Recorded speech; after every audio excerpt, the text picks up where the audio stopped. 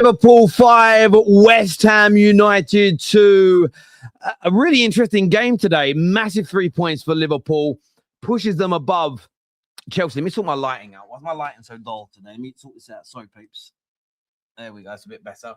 A massive result to push themselves ahead of Chelsea by 3 points. Level on points with Manchester United. Closing in on Aston Villa as well. It was a game that there's still quite a lot to talk about. Yes, there was 5 goals for Liverpool. Defensively, there were issues. Amazing from set pieces, which I'm personally going to praise. I don't know how many people are going to discredit them because they're set. Remember the precedent people set by poking fun at other clubs. Stupid people. Jamie Carragher can't celebrate today as an example. But Liverpool deserved their win today. We're going to be breaking that game down. But I wanted to start with... I want to talk about the Burnley game for a moment because I had that on, so I was a little bit late going live because I'm infuriated and I've got to get this off my chest. I am flabbergasted. The equalising goal from Barnes was ruled out. Yes, some of the angles look like the ball might have hit his arm because as it hits what looks like his chest, he moves his arm back. But you could also argue his arm moved back, not because the ball hit it, because he's moving it out the way. Some angles look like it hit it. Some angles look like it doesn't hit it. So that means it's inconclusive. That was no more of a handball than Patrick Dorgu's against Arsenal, which was given in Manchester United's favour. And what they said is, yes, some angles look like it might have touched his hand. The other angles we check, you can't tell. Therefore, it's inconclusive. So I do not understand for the life of me how Ashley Barnes has had that goal ruled out. Because you cannot tell. You cannot tell whether it hits the arm or not. It looks like it might, but you can't tell conclusively. I remember Liverpool, Mo Salah scoring a goal last season, and it looked like it hit his hand, but you couldn't tell conclusively, so the goal stood. To not give that goal to Burnley is disgusting. Disgusting.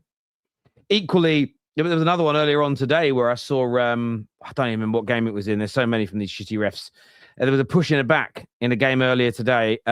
Pushing the back of a Sunderland player. Absolute barge and pushing the back in the box not given. Yet we've seen how many pushes in the back given as fouled recently. And the VAR checked it and said it was a natural coming together. You couldn't make it up. VAR, absolutely shocking on every level.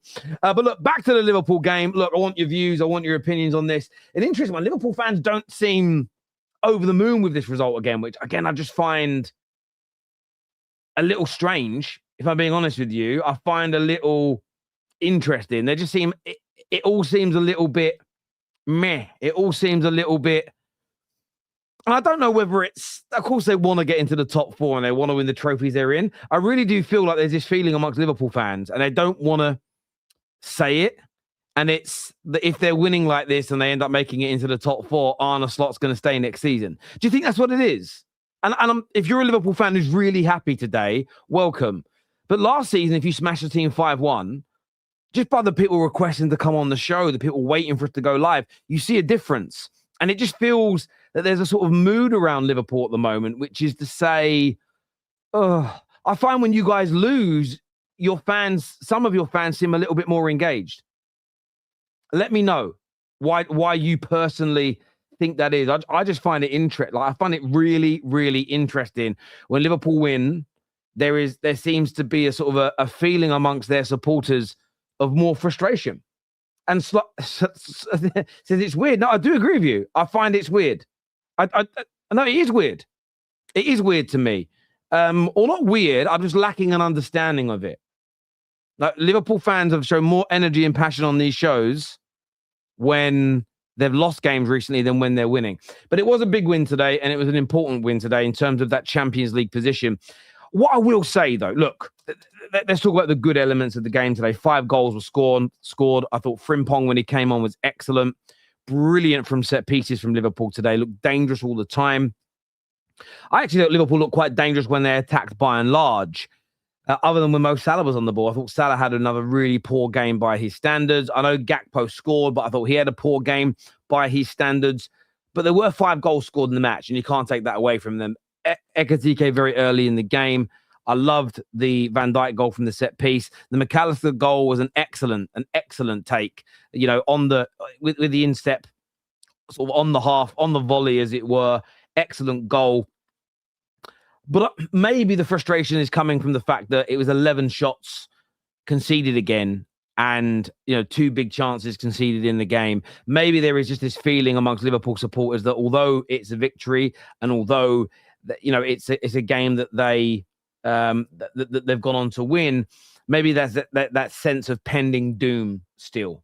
Potentially, maybe that is what's going on here, because it just seems a little bit downbeat, a little bit quiet on the Liverpool front, and a little bit of frustration. But it does feel weird having a 5-2 game where Liverpool were the better team and Liverpool did deserve to win. But on another day, it felt like it could have gone in the other direction. It feels like on another day. And remember, don't just look at XG and don't just look at shots. I mean, West Ham had more XG in this game, but don't just look at that. I would say there was about 6 or 7 other opportunities in this match where a shot wasn't taken because the final ball was bad from West Ham. There was also a moment where Alisson nearly passes the ball to Bowen as an example. Now, XG and no stat will show you that, but you're very close to conceding a goal at that point. So maybe that's why the frustration is there, a sense of, I'm glad we won, but performance-wise, that was nowhere near where you'd want to be. The weird element is you scored 5 goals in a game where you weren't particularly good. A strange one. Insight into game, though. Liverpool have won 13 of their last 15 meetings with West Ham. That's crazy. Absolutely crazy. By the way, and highest team in the Premier League for goals from set pieces in 2026 as well. Which, by the way, is not to be scoffed at, which is not to be moaned at, which is not to be laughed at. It's a really good attribute. Always worth being better at these things than not, I would say. Always worth being better. I'm telling you, the broadcast control VAR, NBC does not want a team the size of Spurs out of their revenue stream. Maybe. I be honest with you, we've seen these decisions go for or against the teams at the top as well. I don't necessarily think, because by the way, I don't think Burnley are going to catch Spurs. I mean, West Ham have got half a chance, but I don't see Burnley doing it. Sam here says, we are too open. I do agree with you. West Ham, look, Man United have played West Ham away from home recently, and they scored a goal on the counter-attack against us where they were really good. But I felt in that game, for large parts of the match, we were able to contain them. We were able to control them. We were able to stop them from being too dangerous, if that makes sense. They weren't too much of a threat to us in that game. And they had 1.11 XG, only 7 shots at their ground against us. Now, we weren't the best in the attack, but defensively, we really didn't let them do too much, barring the goal that they scored. And I actually think that their goal in that game, if I go back and check this, because I want to make sure I get this right, their goal in the game was the vast majority. It was 48% of their entire XG. So I think you've got to consider that. So I understand why Liverpool fans will look at this and go, we conceded nearly 2 XG in the game, a number of big chances, lots of errors, and were very easy to pass through. I think some Liverpool fans will look at this and go, do you know what? That's a sign of things to come. We might come a cropper in the league. So I do understand the frustration there. Terry, the league is weak according to these Liverpool fans. No, the league isn't weak. The league isn't. Liverpool fans are just fighting back with what they were accused of last year, and that's the problem when you play silly games, you get stupid prizes, and everybody wants to play the tit for tat games. But I stopped doing that in primary school because I'm matured. We've played better and lost. We're conflicted. Listen, JT, I hear you, bro. I'm not calling it out. I'm not judging it. I'm just trying to understand it better as part of what I do here at the Terrace. But I do hear you. The thing is, if you play better and lose, I always find that sometimes easier to take than playing well and winning, playing badly and winning. Because if you play well regularly, you'll win more games than you lose. But the last 2 matches is what I would say against Nottingham Forest and against West Ham. You haven't been great, but you've walked away with 6 points. The form, will it turn? I don't know whether the form's going to get better this year. It hasn't been good all year, but That's the positive. So I get the confliction. I can take it. Last week I was called crazy. I hear you, mate. Not all Liverpool fans said the league is weak. The league is as strong as ever. No, I know not all of you did, and I don't think the people saying it believe it. They're saying it because it's the tit for tat wars. And you know me, guys, I'm not a fan of the tit for tat wars. I'm bored of them. It's been milked by all the fucking stupid TikTokers and those shit YouTube platforms. We were able to show that we don't need a left or right wing and are going into next season as favor that favors us massively. 4-4-2. I don't know what you mean there, my friend. Yeah, you scored 5 goals today, but I don't know what you mean. I actually don't get what you mean by that, Scott. I'm a bit confused, brother. I'm a bit confused. Slot to stay. We don't care. We never felt safe in that game. That's what's crazy. When it went 3-1, you could hear the tension at Anfield. The one saving grace, West Ham are not a good team. And in fairness to West Ham, because it was 3-1, they had to open up. And that's where those goals from set pieces to make it 2-1 and 3-1 really helped. I think if it's 1-1 at halftime, 1-0 at halftime, and Souček scores, I don't think you win the game. But because West Ham had to open up, because they were 2 goals behind at all points, they just left you the room to attack into. So that helps. The puzzling bit for me, I think, and the frustrating bit will be how easy it was to play through Liverpool, especially in that first half. I think that's fair. Football as a whole is weak. Yeah, but if it's all weak, it's relative, isn't it? It's relative. Right, I'm going to go to some calls now. In fact, we'll just bring everybody out together at the same time. It's a little bit easier because I know everybody wants to watch Leeds versus City that's starting soon. So I'll bring everyone out together. So I don't know how much there is to say. Do you know what I mean? I'm actually more intrigued talking about the Burnley game because that's pissed me off. I can't even lie to you. I don't understand what's going on. Who we got on the show here? We've got Ram, we've got K-Mac, we've got my brother Mo here with me. Welcome, gents. Thanks for joining me back on the show. Ram, I'll go to you first. A big win scoreline-wise. But it does feel, we've had a few comments from our Liverpool viewers today. It feels like Liverpool fans are really conflicted again. It was frustrating, Terry. Very frustrating. Especially in the first half, I thought we played really well. Even regardless of the set piece goals, I think we did enough. We put enough pressure on them to get a goal at least, even if the XG says otherwise. But again, architect of our own downfall. Gravenberch today was horrendous in that DM. Absolutely horrendous. You could argue we were lucky to go into the half 3-0 up because of that back pass he did to Van Dijk was horrendous. The first goal that we conceded, that was Souček's man. I don't know why he's trying to delegate that over to Van Dijk. Van Dijk is covering his area. Konate specifically told him to cover Souček and he didn't do that. The back post where that's kind of his area and he still didn't do anything about it. It was just an absolutely horrendous game from him. And I think it goes on for quite a few players in this team, like Gakpo. My God, if you were ever to score the most jammiest goal in the history of the Premier League, it was that goal. I swear to God. And the miss, oh my. I was literally doing a stream with Kopish, and I was ready to crash out when I saw that miss. Ridiculous. From 5 yards out, the whole goal gaping, and you somehow scuff it and put it in row Z in the West Ham area. I'm just like, nah, I'm sorry. And then you know, it's a funny spot, Ram, when he scored the goal and he did this. I'm like, bro, what are you doing? But you can see his face. Do you know what the funny thing? He tried to give it. Mo. He tried to give it, but you could see it in his face. He knew he scored such a jammy goal. But he didn't believe it. And I'm like, what do you think, you're Messi? You're going to hold your shirt now in front of the fans? You think you dribbled past the whole team? Oh, my God. You know what? Like, did I miss something? It's a jammy goal.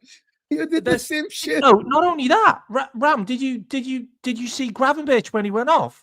He was like clapping, like he was like getting an ovation from the crowd. I was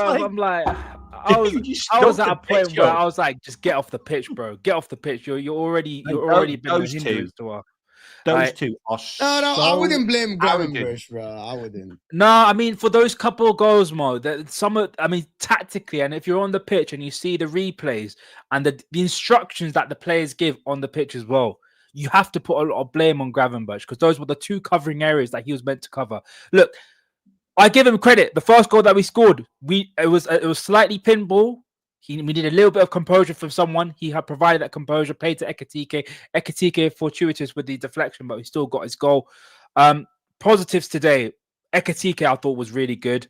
Been a bit underperforming in the last couple of games, but 1 goal, 2 assists, a very good performance. A little bit unlucky to get subbed off. When I saw Rio getting subbed on, I was like, okay, cool. Cody's coming off. We can see Ekitike, Hugo, and Slaah, but no. Cody has to see 90 minutes every single game of every single week, every single month of every single season. That's how it is with Cody and Arne Slot. I thought McAllister was very good today. Brought that Argentinian aggression back into his game that I've been asking for. Mo knows this. I've been asking for this for about the last 3 to 4 months, but it was really good to see. And Frimpong, it was so good to see Frimpong back into the starting lineup. It's just his pace, his recovery pace, and his just general, the nitro that we like to call him, is just, you can't stop him. You could put Crescencio Somerville up against him, he won't stop him. You could put Diouf up against him, he won't stop him. You could put him up against the fastest player, he'll probably still be able to get past him. It was such a benefit to see Jeremy Frimpong back into the back into the back into the team, and he got I believe he should have got an assist for Trey Neone, but also played his part for the 4th goal as well. So it was really, really good to see the both of them. And if I was Alisson Becker, I would be demanding everyone's wages in the back 4, because again, those donuts at the back have cost him another clean sheet. It should have been 3-0, out of sight, out of mind, game done, see it out. But no, Liverpool want to do things the hard way. Liverpool want to ruin parts of the weekend and just want to frustrate us. But at the end of the day, it was an unprofessional performance, I would say, rather than a professional one. It came back. I want to ask you a question, and Mo on this one as well. But Mo Salah again today. You won the game, you scored 5 goals, but I have to be honest with you. It's like watching my great uncle dance at a wedding. Those hips are gone. Yeah, hips don't lie. I think the time has come. Like, I really do. I think age has caught him up. I think this season's been an unbelievable downfall in the pace. Like, I don't see him being able to get past players anymore. I also see a lot of him being the strength being wrestled off players as well now, which is something which he's always been so good at. But look, when you're being told to play linesman and you're always got 3 players on you, it's never going to be easy. But I think this is probably his last dance with us. And, you know, it is what it is. He's been unbelievable. Like, get a statue for the guy. Like, he's been absolutely unbelievable. And he's still probably not going to finish with a bad number of goals. Well, Jamie Carragher will put John Barnes above him. Yeah, I mean, John Barnes moved into midfield as well, and like, I only seen the John Barnes in midfield. You were alive when John Barnes was a kid. Stop it. He was an incredible player, Barnesy. But I just want to say something about, like, West Ham as well. Like, West Ham have conceded like 15 set pieces this season, like 6 more than anyone else. Like, they are so bad.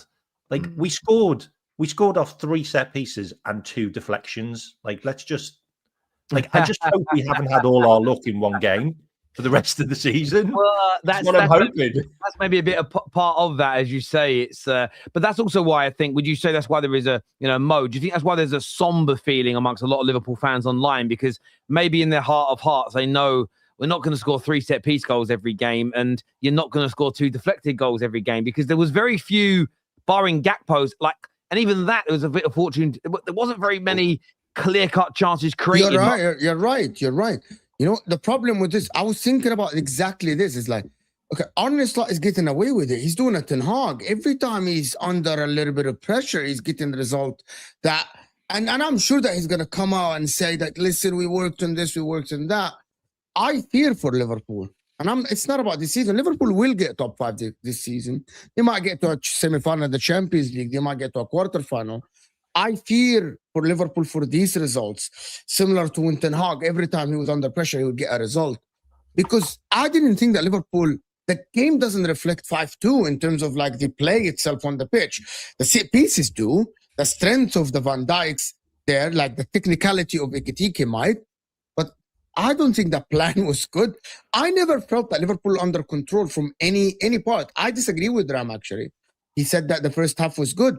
West Ham with ease, couple of passes and they're behind your midfield, and it's Bowen or Somerville or somebody's I don't know about having. that, because the first half, I think we were the architects of our own downfall, because a lot of the best chances was because of us. I think that's why. That's why. I think we did. What I mean by we were better in the first half, because I think we did enough to, regardless of the set piece goals, to get at least one goal. Because I think we were pushing forward. Even with the open play chances, we had a really good chance with Ekitike, which was very well defended by Mavropanos. We had some decent balls into the box, but again, last ditch defending by West Ham as well. Again, like I said, the first half was night and day. It's frantic. You're not in control. It was 50-50 ball position. How can you be? That's the problem. That's the problem with Ram. Ram, it's 50-50 ball position at Anfield against West Ham. How are you in control in one half when you're at 50-50? But again, we didn't. It's like Liverpool don't play like this. Liverpool don't play frantic games. Liverpool are the top in ball position. Liverpool under Jurgen Klopp used to have position, used to smother team, used to press up. I didn't see this. Go check the stats. It matches my eye test. Liverpool were not in control in this game. You weren't. Even in the first half. Yes, you might have shots on target, but you weren't in control. But there was no part. This is not how you win. You know that this is not how you win leagues. You cannot be frantic games and allow Somerville to be one-on-one with Gomez, and Gomez is tackling and there's this corner here, and you can't allow Bowen. That's not how Liverpool play. That's not how top teams do not allow teams to get in dangerous areas. You can defend so Alisson can collect. They actually messed up in that final third rather than you being good. Yeah, they did. Exactly, that they had a couple of opportunities. Well, I want to say that there was a couple of moments where and especially in the first half, a lot of our defenders. I'm not talking about your attacking side. I'm talking about your midfield wasn't in control of the position, the game. That I agree. That is the whole point. That is the tactical plan. It's for Arne Slot to be able to dominate and control these teams. It's West Ham, bro. It's like, this is West Ham. You need to control the game more than this. How did you feel about? Because I don't know like how you felt about this, but they got a goal back and it was 4-2, and Arnie still brought on those two subs, and I'm sat there going, really? Like, you're bringing on Frimpong and you're bringing on Rio, like two attacking players, and they just got a goal back. Like, that substitution for me. I mean, and obviously Frimpong was involved in the fifth because of his surgery. Remember, he could have gone the other way. By the way, they had a couple of chances, like as soon as he came on. But I'm sat there going, that substitution, that should have been like Curtis Jones, or like I agree with a little bit more defensive here. Do something a little bit more. Can I just say that? You know what I thought about it? He's disassociated from the game. He's looking at the scoreline, not looking at what's going on the pitch. He's thinking, yeah, we're ahead. I'm gonna bring on an attacking fullback. It worked out. Yes, he got a goal. Yeah, but for me, I'm looking at it like, you're not seeing the game as we see it. We're seeing West Ham one goal back, and that you're gonna have a very tense last 5-10 minutes. Exactly. And you are bringing an attacking fullback instead of trying to at least control more. And like even Curtis Jones would be more in control. Frimpong is not a control guy. I agree with Mac here. I was thinking the same when he brought up. But it's also I'm of the opinion that we need ideally, because Frimpong hasn't played a lot of minutes, we still look better with Frimpong in the team than we do without him. Like, we know the qualities that Frimpong. So we had to bring. For me, if I had the option to bring him on, I'd bring him on just to get the sharpness back up. Don't you also think that's a little bit risky? Because what if he come on and got injured? Like he's literally. Then it came back. We only made 3 subs. I would have used all 5 subs. that would have been me. That would have been me. No, that's the thing. I didn't know we only used 3 subs. We only used 3 subs. So Curtis Jones, Robbo, and Chiesa didn't even come on like that. That's writing on the wall, isn't it? That's the thing. I would have bought Curtis Jones. To be fair, I would have actually kept Joe Gomez on. I would have actually played a back 5 if that was me. Probably get some more stability. You've been like this for so much of the season, though. You've been susceptible all seasons of teams attacking you. Timu here says, can't wait for Liverpool at Old Trafford. I'll be honest with you, bro. I'm not even really thinking about that yet as a United fan. I'm thinking about Palace tomorrow, get that win, and then after that we start. I'm thinking we got Newcastle next, and this here says Newcastle fans come outside. I remember you guys were saying that you will finish above Man United. I'm talking to you, Ash, with your bum-ass team. And I'll be honest with you, though, and me and KJ were talking about this a little bit earlier on today. That Newcastle crowd were awful today. The team were awful. It'll be a different night on Wednesday when we're at St. James's Park, because it always is when we go to St. James's Park. They'll be up for it. They'll be raucous. It'll be a different team. Stop your shit, Terry. John Barnes was way better. John Barnes was an excellent football player. I will be honest though. Like a large part of his career, I was not born for, and me too. Was very young, so I didn't necessarily watch it. I was as a technical ability better, but look, you know, and he scored a lot of goals and got a lot of assists in his career as well. But you can't. Mo Salah's amazing. We're tired of these sour grapes. We're Liverpool. We're level on points with United. Show some balls, man. Tired of the crying on here. You're level on points with Man United. Do you understand who we've lost and who we've drawn to this season, Bird? We should be miles ahead of Manchester United. The standard now is like we're level on points with Man United. I hear you, boys. Look, I want to with Burnley at home, Bird. I want to thank you guys both for coming on the show. I know everybody wants to go and watch the Leeds Man City game. We're going to be live after that match. Remember, no Haaland today. Dominic Calvert-Lewin. Oh, he missed an open goal. Oh, down Calvert-Lewin. Oh, he should be scoring. Calvert-Lewin should be scoring. Oh, he might have been offside, to be fair. Let me just check this again. Ball's played down to Aronson. Maybe there's a foul there on Gahey. I wouldn't have given it, though. Is he offside? Please be offside. Yeah. He's not. He's onside. Should score. He should score that goal. It should be 1-0 to Leeds, but there we go. Listen, like, share, and subscribe. We're back at full time after Leeds Man City. Gentlemen, always a pleasure. And we'll speak to you all again very soon. Peace. Later.